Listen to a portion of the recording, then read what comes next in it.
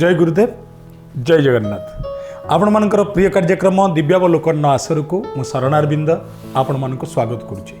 प्रति अध्याय भली आज आजिर अध्याय आम गहने आलोचना करने को अछंती विज्ञानी गुरु श्री संत। आपण मानक मन भितर उंकी मारुथिबा अनेक प्रश्नर उत्तर खूब सहजरे खूब सरल भावरे आउ खूब साबलील भावरे से उपस्थापन करिवे आपण मानक निकट रे। तबे दर्शक बंधु विगत अध्याय मानकरे आमे गुड़मठू आरंभ करिथिबा आलोचना एबे पहुंची तरु और द्रुम मानक निकट रे। एही न्याय रे आम आलोचना पहुंची थिला यज्ञ तरु निकट रे।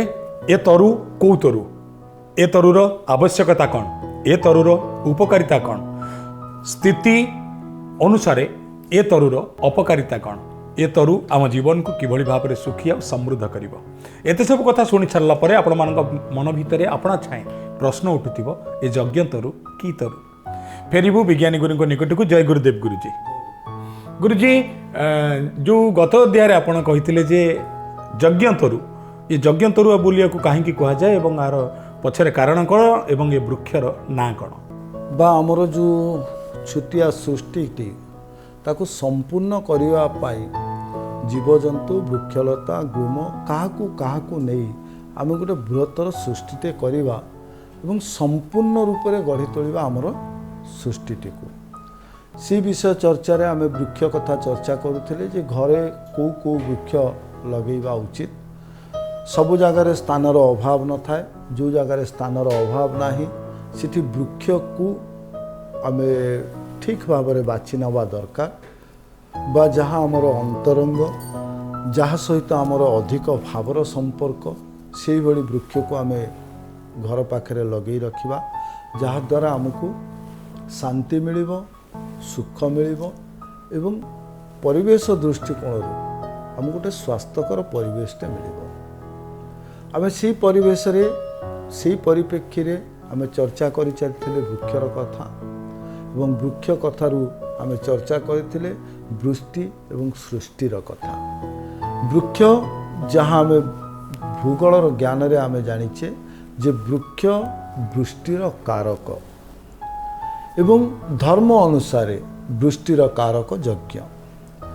एमिति गोटे वृक्ष अच्छी जहाँ यज्ञ एवं वृक्ष दुईटीर महत्वर सम्मिश्रण रे सृष्टि एवं जहाँ को आमे कहूचे यज्ञ वृक्ष बोली, जहाँ आमे साधारण भाव में बौल गछ बा बकुल बोली आम भितर परिचित बौल गछ, जहाँ आमर पुराणर कथा बा आम पुरा साहित्यर कथा आमे 100टी अश्वमेध यज्ञ करिबा रे जेतिकी फल प्राप्ति हुए गोटे बौल गछटे लगेले सेतिकी फल प्राप्ति हुए।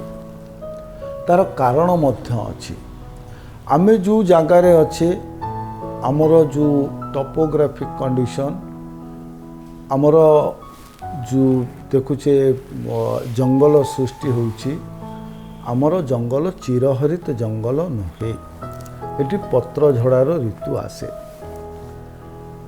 किंतु बकुल वृक्ष गोटे एमिति वृक्ष जहाँ चिरहरित बा सबुबले सबुज होइकी रही थाए, पत्र झड़ा देले मध्य इते कम मात्रा रे पत्र झड़े जहाँ से वृक्षर घंचत्व उपरे कौनसी प्रभाव पकाए नाही। जोथिपाई जितेबले गहल होइकी पत्र रुहे सेतबले तार काम कौन हुए ना सूर्य रश्मि को आकर्षित करवा एवं सूर्य रश्मि आकर्षित हवा द्वारा जहाँ जलीय अंश अच्छी भूपृष्ठ रे बाष्पीभूत होइकी घनीभूत होइकी ऊपर को जीवा एवं सेठी से गोटे वर्षार स्तर सृष्टि करवा जो थिरे गोटे विज्ञान काम करुची बा जो यज्ञर आम मूल लक्ष्य रखुचे जे यज्ञ ही वृष्टि एवं वृष्टि सृष्टि।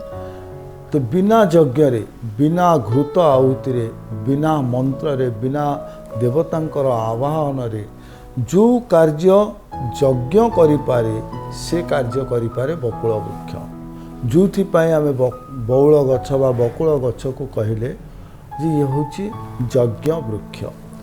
ये होची भौगोलिक कारण धार्मिक कारण को जदि जीवा तो बकुल को आम सबुठु पवित्र वृक्ष बोली मानु। जदि वृक्ष मानकर पूजा कथा आम चर्चा को आणु बकुल पूजा पाइबार योग्य। जदि बर अस्वस्थ परे कौन सी वृक्ष को पूजा करा जाए से वृक्ष होती बौल। कहीं ना जमती यज्ञ अनुष्ठान जो हुए सेठी यज्ञ कुंडटे तैयारी करा जाए जो थे घृत आहुति दि जाए एवं आम साधारण भाव में जाचे मंत्र अनुसार 33 कोटी देवादेवींकर स्थिति यज्ञ कुंडरे थाए। ठीक सेमती बकुल वृक्ष जेहेतु यज्ञ अनुष्ठान गोटे केंद्र और से केंद्र में 33 कोटी देवादेवी थांती जो आम बकुल वृक्ष को पूजा करूँ बा आमर सुरक्षा पाए सब बड़े घरर सामने आम बकुल वृक्षटी रखा उचित। बकुल वृक्षरु वृष्टि निश्चिंत भाव में चिरहरित होता हेतु सब बड़े छाया प्रदान करिथाए एवं ता संस्पर्श जितेबाला पवन लगिकी आसे सेतबेले अनेक गुड़िए रोग विनाशकारी शक्ति ता भीतर उत्पन्न हुए एवं से शक्ति आम शरीर में कार्य करे। किंतु विभिन्न रसायन पदार्थ जमती आम लिंब समय चर्चा करथिले लिंब रे जो प्रकार प्रॉपर्टीज अच्छी बा जो गुण अच्छी बकुल मध्य से प्रकार गुण अच्छी जहाँ आम शरीर उपर सुप्रभाव सृष्टि करे। गुरुजी आज अध्याय बड़ चमत्कार आप्त वाक्यटे आपण मानक पई रखिले जे सतेक अश्वमेध यज्ञ रे जेतिकी फल मिले गोटिए बकुल वृक्ष रोपण कले मध्य आपनको ठीक सेतिकी फल मिले। तबे गुरुजी एबे आपनको जानिबा को चाहिबू जदि बकुल वृक्ष रोपण करिबा उचित तेबे गृहर को दिगरे रोपण करिबा उचित को दिगरे बकुल वृक्ष रहिले गृहर एवं गृहकर्तार कल्याण हबो।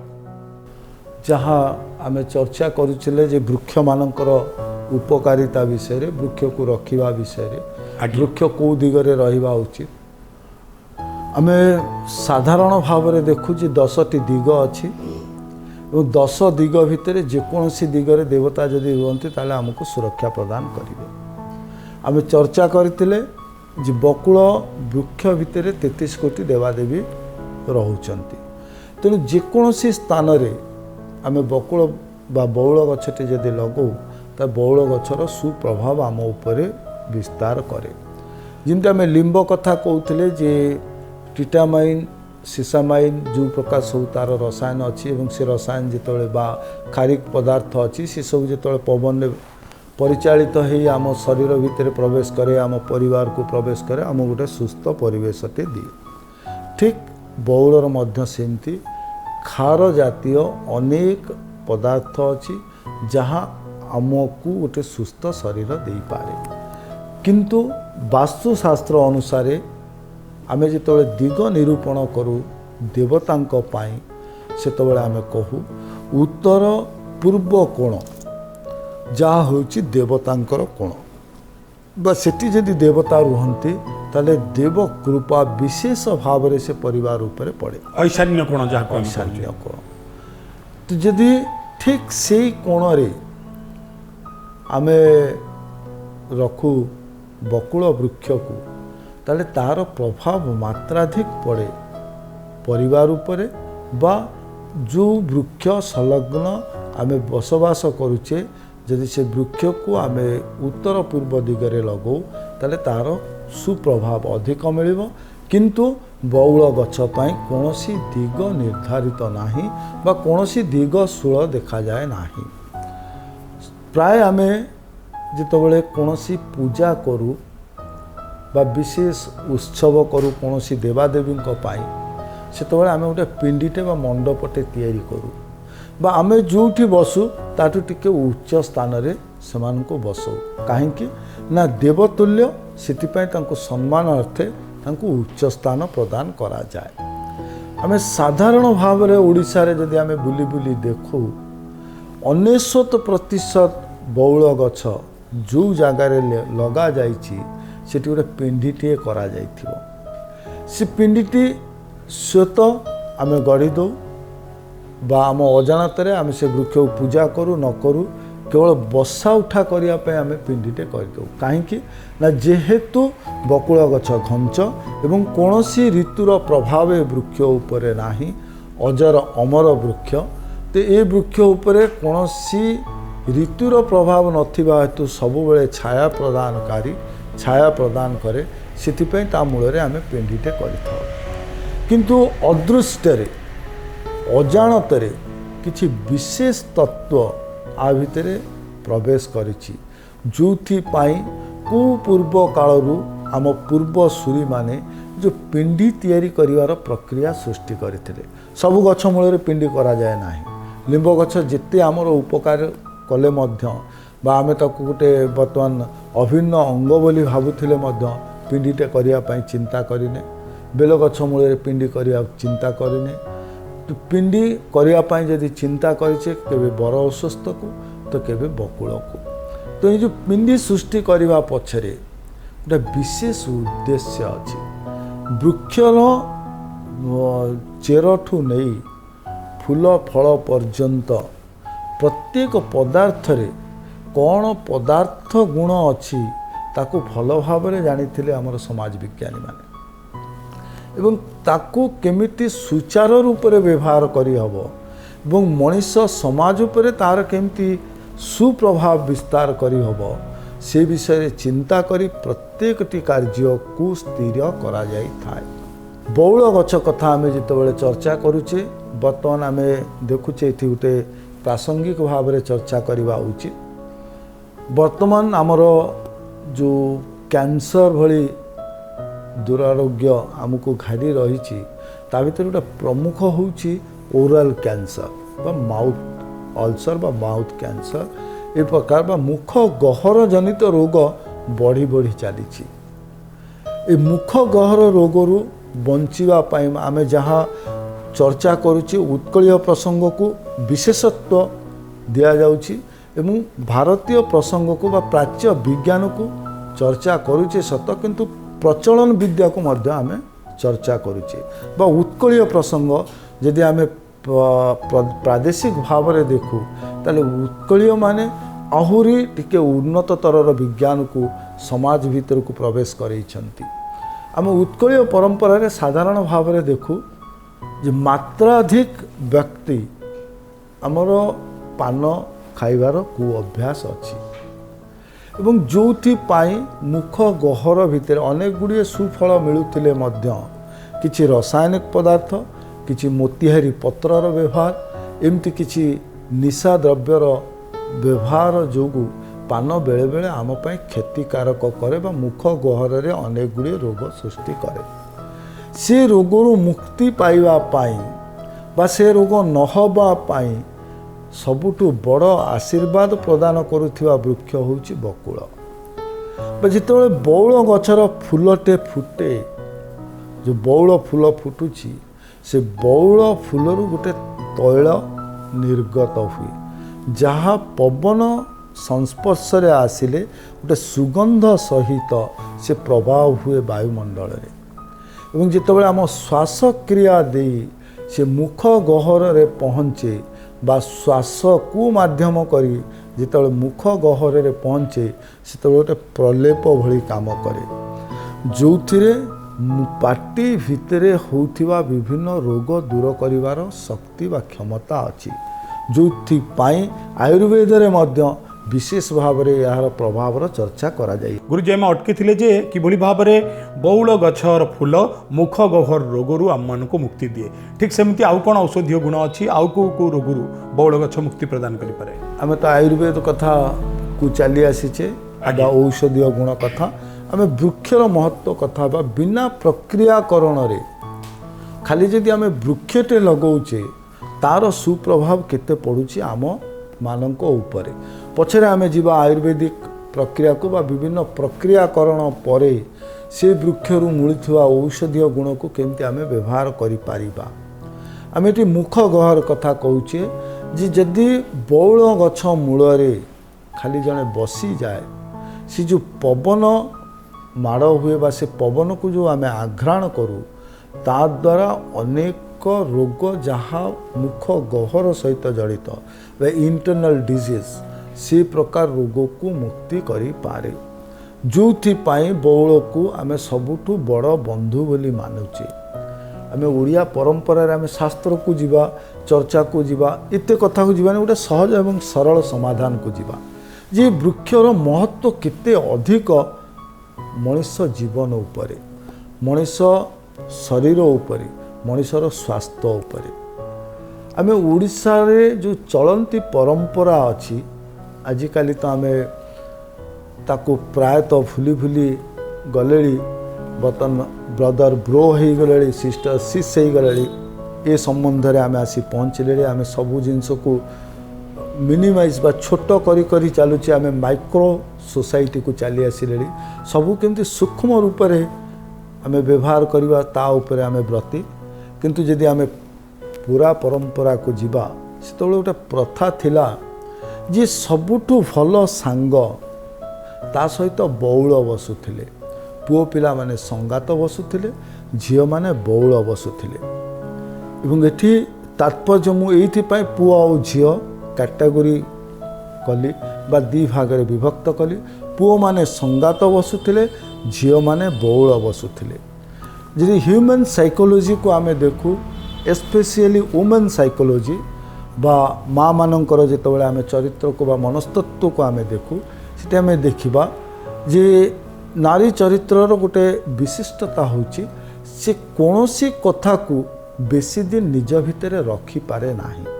से कथार महत्व केते, से कथा बाहर को बाहरिले तार कुप्रभाव कौन हम आ उपरे कौनसी विशेष भाव में टीका टिप्पणी न करी से पाटी भितर पेट भितर स्रोत बाहरी जाए, जहाँ को आमे कहू जे माँ मानक पेटरे लुण भी मिलैवा को दिया जाए नाही बा लुण मिलैवा पई जेतिकी समय लागे सेतिकी समय पर्यंत से किछि कथा को गुप्त रखी पारंती, ताटू अधिका समय गुप्त रखी पारंती नाही। तो माँ माने बा झियो माने बौल बसंती जे इते विश्वस्त जे लुण मिलैवा तो दूरर कथा पेट भितर समुद्र हजिगले मध्य तांको पेटरू कथा बाहरिबो नाही। सेतिकी विश्वस्त हैला परे उभय उभय भितर बौल बसंती, जणे जण पई जीवन दवा पई प्रतिज्ञाबद्ध। किंतु या सहित बौल गछर कोन संपर्क रहला गुरुजी? एठी केवल बौल शब्दर समानता और महानता को आपण प्रतिपादन करियो चाहते। एठी ए शब्द आसिला कोन पई? केवल शब्द को प्रतिष्ठा करिया पई नुहे, कोनोसी अर्थ न थाई, कोनोसी संपर्क को बा कोनोसी घटना न थाई, कोनोसी मूल्यांकन करा जाई नाही। जेमती आमे नामकरण कथा कहू, एबे आमे देखुचे जे को नाटा भल लागुची बा we are giving importance on phonetic उच्चारण करिया पई कोटा भल सुबुची। किंतु जदि आमे पूर्व शास्त्र को देखिबू, आम परंपरा को देखिबू, ताले गोटे अर्थ को लक्ष्य रखी नामकरण करा जाउतिला। एवं से नामकरण केमिति होतिला? गुण को देखि नामकरण करा जाउतिला, जोथि पई जो माने कुलगुरु से माने नियोजित होउतिले। आजिकाली जेतबेले आमे नामकरण करूचे, कुलगुरुंकर नाम जदि केतबेले प्रस्तावित होउचे आमे ताको नाकारी दउचे, काहेकि ना से सुनिया पई मधुर नुहे, उच्चारण कला बेलू पाश्चात्य लागू नाही। तो पाश्चात्यर प्रभाव आम उपरे एते विस्तार लाभ करिछि, आमे पाश्चात्य को महत्व दे नामकरणर जो महत्व थिला ताको भूली जाइछे, जहाँ आमको उच्चारण करिवा पाई बड़ आनंद प्रदान करुचे। आमे सेही नामकरण दउचे एवं सेही प्रकार मस्तिष्क मध्य आमे पाउचे नामकरणरू।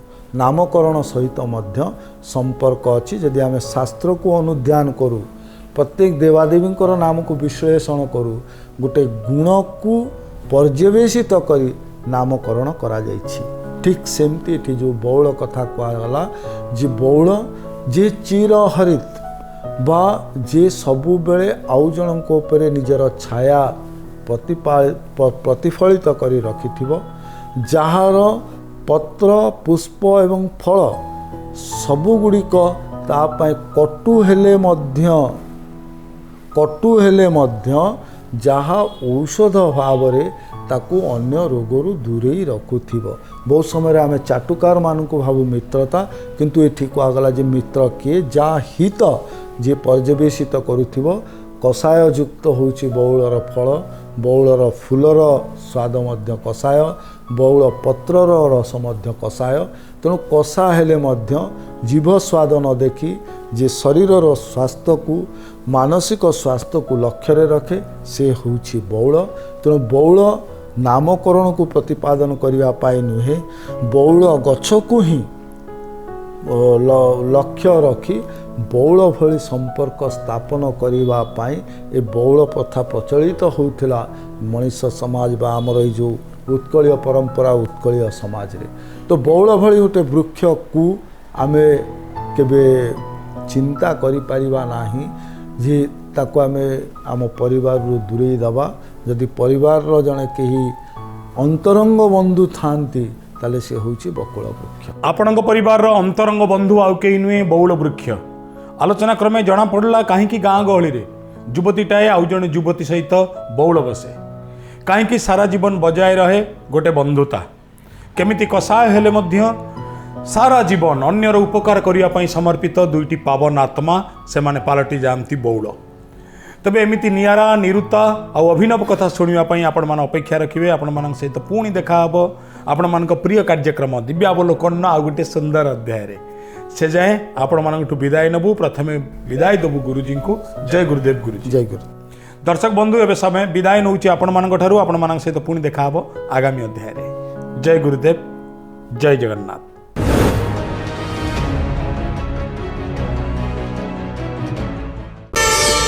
ପ୍ରାର୍ଥନା ଆମ ଆନନ୍ଦର ଉତ୍ସ।